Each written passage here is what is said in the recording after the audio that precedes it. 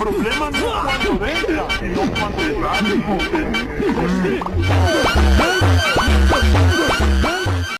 ஒரு வீட்டில் ஏசி மாட்டோம்னு சொல்லி கூப்பிட்டுருந்தாங்க. நம்ம அங்கே போய் பார்த்தா பைப் லைன் போகிறதுக்கு ப்ரொவிஷன்ஸே இல்லை.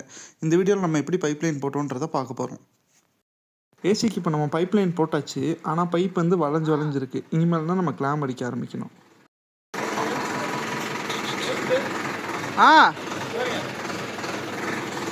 இப்போ பார்த்தீங்கன்னா தெரியும், நம்ம கிரேன்லேருந்து பைப்பை வந்து கிளாம் அடித்து நேராக்கியாச்சு. இப்போ எவ்வளோ நீட்டாக இருக்குன்னு பாருங்கள்.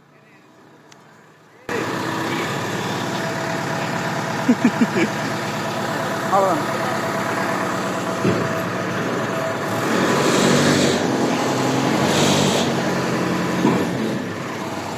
நம்ம 3 ஏசிக்குமே பைப் லைன் போட்டாச்சு. இப்போ எப்படி இருக்குன்னு பாருங்கள்.